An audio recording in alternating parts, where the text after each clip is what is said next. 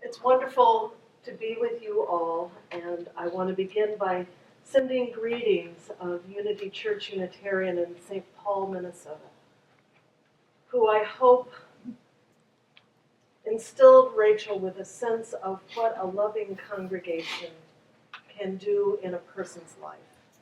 Because Unity Church has a problem with owning all of its former interns and believing that we are spreading the gospel of Unitarian Universalism, yes, but also a little piece of Unity Church Unitarianism from St. Paul, Minnesota, which is its own particular kind of Unitarian Universalism.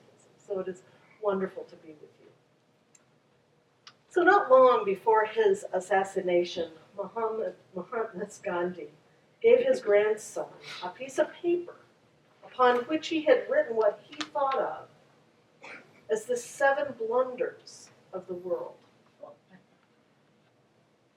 They are often referred to as Gandhi's 7 sins, but I think 7 blunders is more accurate. And they are wealth without work, pleasure without conscience, knowledge without character, commerce without morality, science without humanity, politics without principle, and finally, worship without sacrifice. Now, I don't know about you, but they resonate and make sense to me.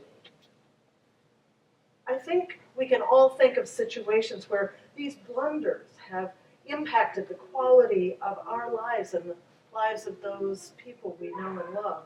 And indeed, they impacted the very fabric and well-being of our society at large.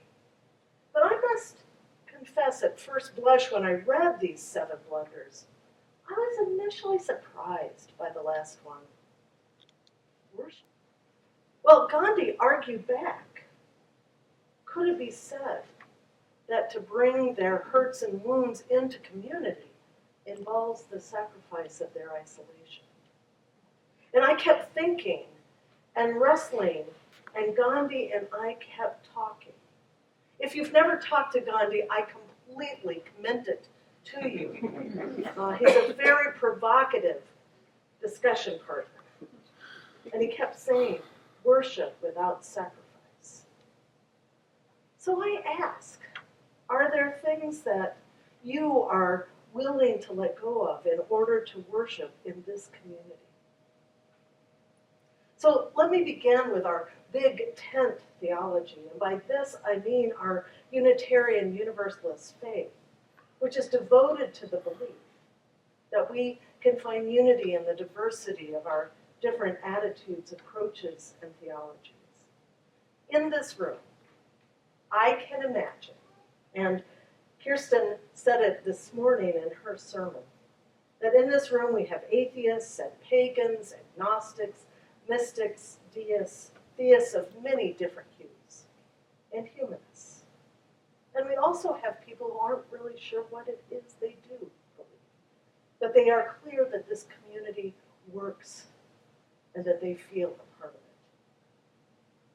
But in order to grow and flourish in this big tent, we have to be willing to make sacrifices.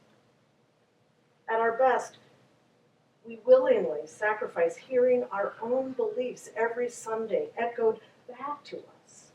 We willingly, at our best, let go and listen to others, both professional and lay, approach life's questions from different perspectives than our own. Now, you may not think of this as sacrifice, but I want to assure you, in Unitarian Universalism, people leave congregations of every variety when they do not feel that their particular theology is represented. They sacrifice the gifts that they might derive in worshiping in the big tent by insisting that it only welcomed people just like them, which they communicate in subtle and frankly not so subtle ways. Now, I want to share a story of a beloved colleague to illustrate my point, and I want to say that I shared this story with his permission. Justin Schroeder serves as one of the ministers at the First Universalist Church of Minneapolis, and he, again, is a former intern of Unitarian. And in Justin's first sermon at First Universalist, indeed, the sermon he preached as part of candidating week. So colleagues, just imagine this, okay? So he's preaching his candidating sermon, and he preached about his theology. Seems to make sense, right? Well, Justin is a theist. And First Universalist has a whole mosaic, but there are a lot of humanists in the congregation. So in his sermon, he said the word God a number of times. And in the middle of the sermon, he stopped and said, "Is anyone counting? Is anyone counting?" And people looked at him with confusion. He said, "Well, I think I've said the word God 6 times, but I'm not sure I've kept accurate track. Is anyone else counting?" Well, there were people counting. 2 people in this room were there, and they know that there were people counting. Some were counting joyfully because it had been some time since they had heard the word God from their pulpit. But some were hearing the word God with real distress and discomfort, and I am sad to say that some folks left that congregation in response to the courageous demonstration of Justin's faith. Now, all of us make sacrifices in our lives, and it's important, I think, to understand whether those sacrifices make possible and even encourage us to approach the holy aspects of our living and to make sacred those relationships and communities of value in our lives.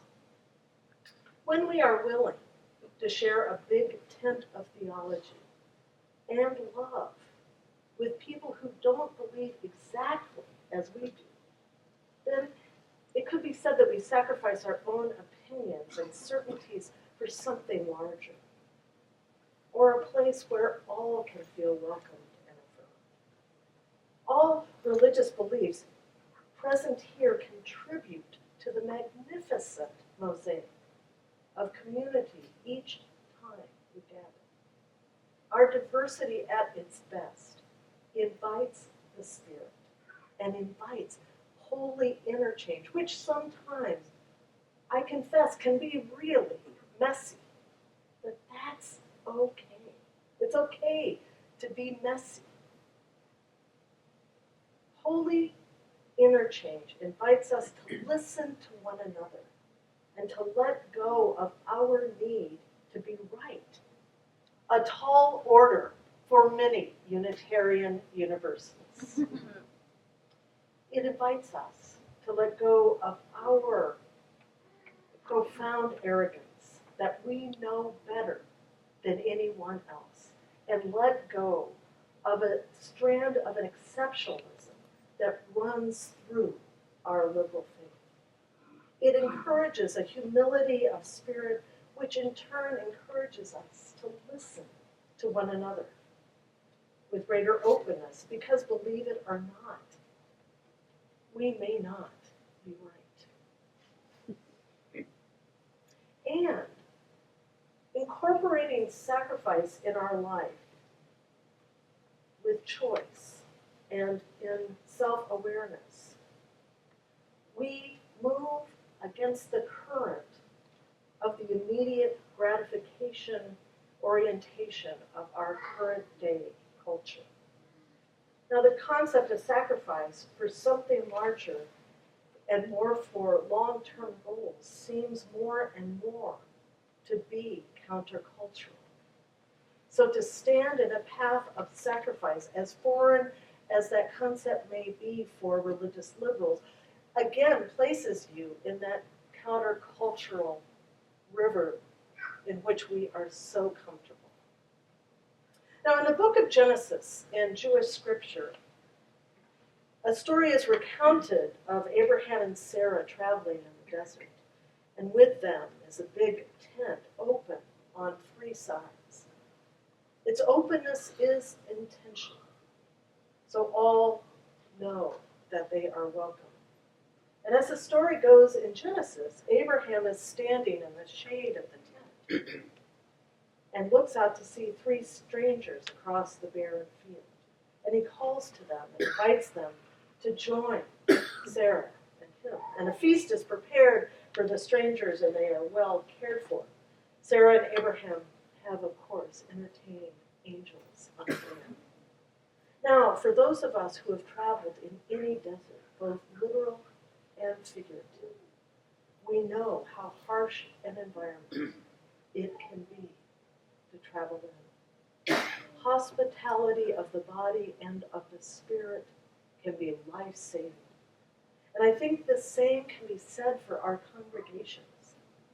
Folks come to us with deep hunger. Unitarian Universalist congregations are often the last-ditch effort to find religious community. And they figure if it doesn't work in a Unitarian Universalist context, they're never going to find a religious home. Think about the seriousness that a visitor with that kind of intention and context comes to see you on a Sunday morning. So imagine a person with that kind of deep hunger coming to a congregation where they find people keeping count, keeping score, creating an environment where religious wars are still being waged. Well, what happens is they leave, never to return. But if they are welcome and assured that there is room for their religious journey, they're likely to at least come one more time. And if they come one more time, studies show that they're likely to come yet again. Now, the Hebrew word for sacrifice means approach, draw near. So I wonder, just what is asked of us?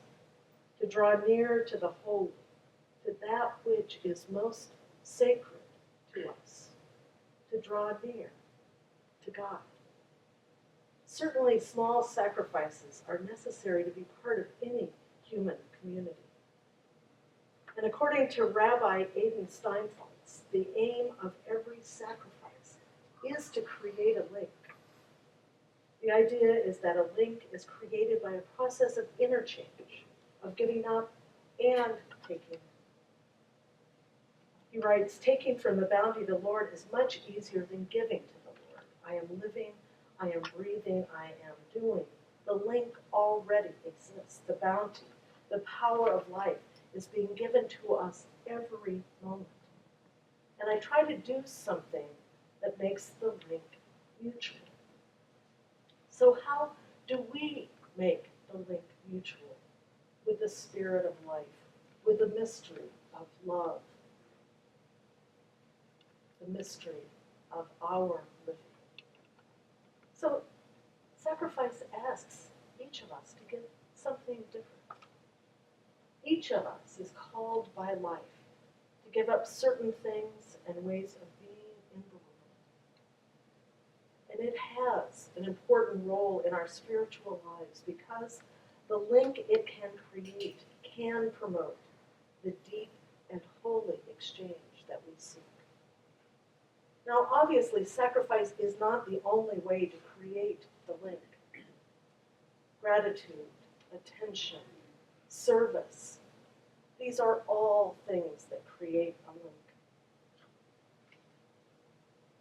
Rachel, if I told you the number of sacrifices that you are likely to make in your ministry, you might decline the invitation that this ordination brings. Now, I know that the concept of sacrifice is not prevalent in our liberal religion, but I placed it as the centerpiece of this sermon because I believe we need to embrace its lessons.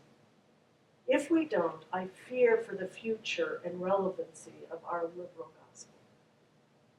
We have to find paths towards letting go and sharing in the name of something larger than ourselves. Grounded in humility, we have to give up our self-righteousness and actually listen to those around us who have so much to teach us. Rachel, I want to tell you about a preaching seminar I attended some years ago. The instructor, Lynn Smith, who was a preaching instructor at United Theological Seminary, asked each of us to reflect on what it cost us to preach the particular sermons we were preparing to preach to our colleagues. She said, if it didn't cost you anything, then why should we bother listening to you?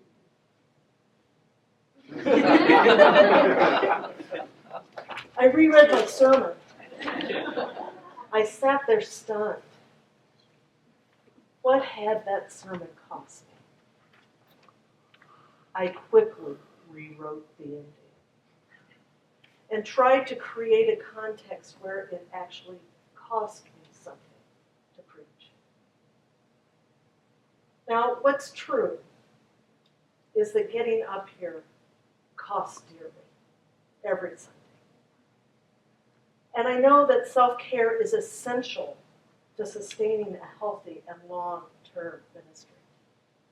But if we are to create a link to the holy and create a link to the heart of shared ministry, shouldn't we be about giving to one another in ways that cost us?